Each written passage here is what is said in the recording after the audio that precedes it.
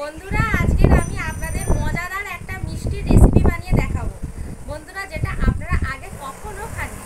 আর যদি কেউ খেয়ে থাকেন অবশ্যই কমেন্টে জানাবেন। আর আপনারা দেখতেই পাচ্ছেন আমার হাতে কি আছে। হ্যাঁ বন্ধুরা, আপনারা নিশ্চয়ই ঠিকই ধরেছেন, এটা হচ্ছে পেঁপে। আর এই পেঁপেটা গাছে পাড়া পেঁপে, আমি আগে থাকতে পেরে রেখেছিলাম। দেওয়াল ঝড় আসবে বলে সেই জন্য ভাবলাম যে পাকা পেঁপে তাহলে আগে পেরে রাখি।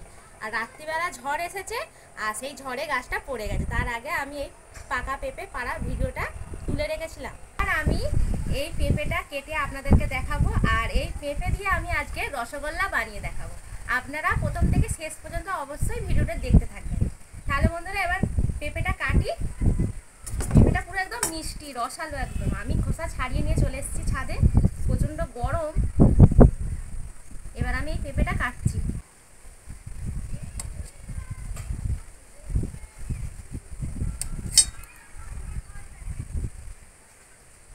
আপনারা তো অনেকেই অনেক রকম পদ্ধতিতে রসগোল্লা বানিয়ে খেয়েছেন।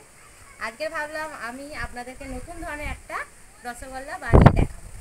চামচের সাহায্যে পেঁপের বীজগুলো সব বের করে নিচ্ছি।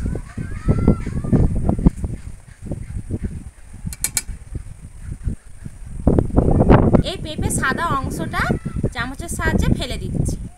এটা একটু কষ্ট লাগে খেতে, এরকম পরিষ্কার করে নিতে হবে।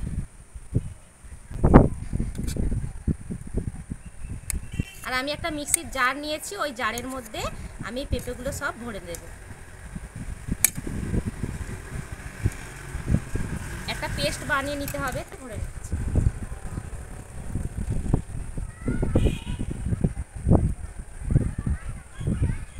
একটু আমি খাবো, অল্প এখন নেই, অল্প চলে গেছে। রসগোল্লা হলে অল্প আসবে আবার খেতে। অল্প বাবা আছে, ক্যামেরা ধরে আছে, অল্প বাবার গলে একটু দিই।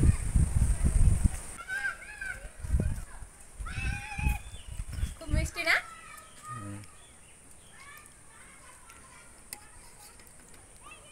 এবার আমি রান্নার কাছে চলে যাব, পেঁপেটা পেস্ট করে নেব। আর তারপরে আপনাদেরকে দেখাবো এই রসগোল্লার জন্য কি কি উপকরণ লাগছে।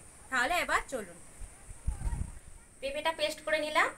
আর এখানে আমি চিনি নিয়েছি, ঘি নিয়েছি, 3 পিস এলাচ, একটু এলাচের মুখটা ফাটিয়ে নিয়েছি। আর এখানে হাফ বাটি সুজি, আর এখানে আমুল দুধ উষ্ণ গরম জলে গুলে নিয়েছি। এই কটা উপকরণ লাগছে এই পেঁপে রসগোল্লা বানানোর জন্য। এবার আমি এখানে কড়াই বসিয়ে দিয়েছি, কড়াইটা গরম হয়ে গেছে। যে পেঁপের পেস্টটা বানিয়েছিলাম সেটা এবার কড়ার মধ্যে ঢেলে দিচ্ছি।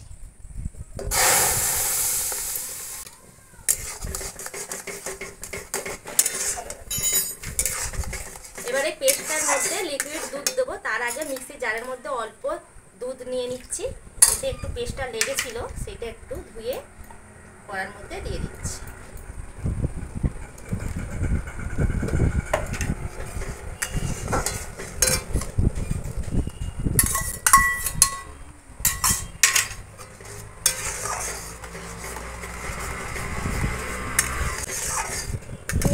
এরকম নেড়ে নেব, তারপরে আমি এর মধ্যে সুজি দেব। এবার আমি এই পেঁপের পেস্টের মধ্যে 2 চামচ চিনি দিয়ে দেব।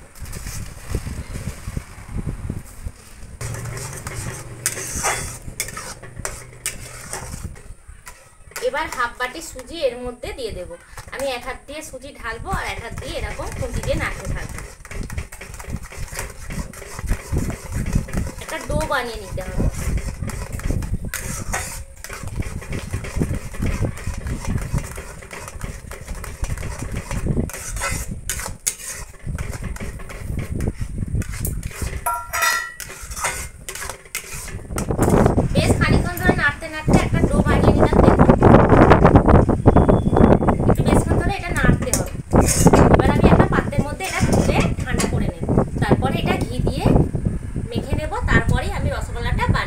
রসগোল্লা বানানোর জন্য একটা রস বানাতে হয়, সেই রসটা আমি এবার রেডি করে নেব। তার জন্য কড়াই বসিয়ে দিয়েছি। আর এখানে আমি হাফ বাটি চিনি নিয়েছি। এবার এই বাটি মেপেই আমি জল দেব, আর একটু জল দিচ্ছি। মোট আমি এখানে 1.5 বাটি জল দিলাম। এলাচ মুখটা একটু ফাটিয়ে নিয়েছি, 3 পিস এলাচ দিয়ে দিচ্ছি। এটা একটা রস বানিয়ে বানিয়ে নেব। এবারে ডোয়ের মধ্যে 1 চামচ ঘি দিয়ে দিচ্ছি। ঘিটা দিলে আর হাতে জড়াবে না।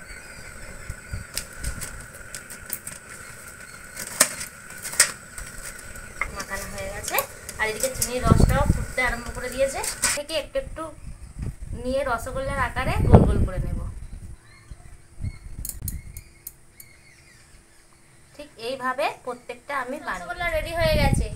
এবার আমি এটা রসের মধ্যে ছেড়ে দেব। আর এদিকে রসটাও রেডি হয়ে গেছে। এক এক করে রসগোল্লাটা ছেড়ে দেব রসের মধ্যে।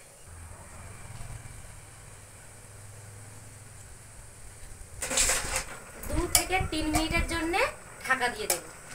আর কিন্তু বেশি আস্তে দেব না, ঠিক এইভাবে থাকবে জালটা। এটা সিদ্ধ হতে থাকবে। দেখুন, আপনাদের বলেছি 2 থেকে 3 মিনিট ফোটাতে, আমি এখানে 5 মিনিট ফুটিয়ে নিয়েছি। আর আপনারা এইটাকে কমলাভোগও বলতে পারেন, কারণ কমলাভোগের মতন কালার এসে গেছে পাকা পেঁপে দিতে।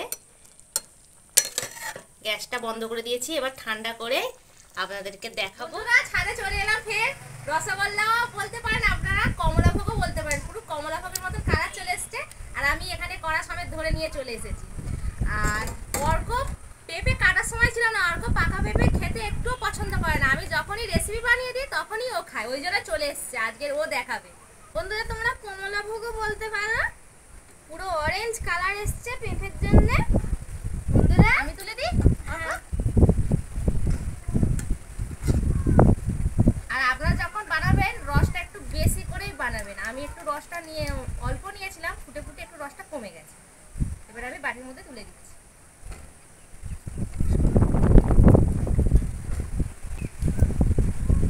রস দিই।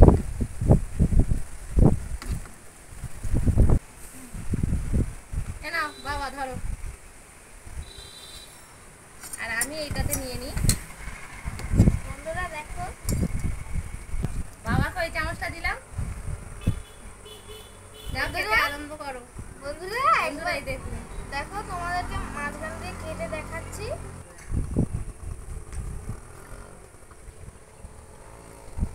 রসটা একটু কমে গেছে ফুটে ফুটে, নালে এর মধ্যে রস আর একটু নিলে ভালো হতো। আমি শূন্যই খাচ্ছি।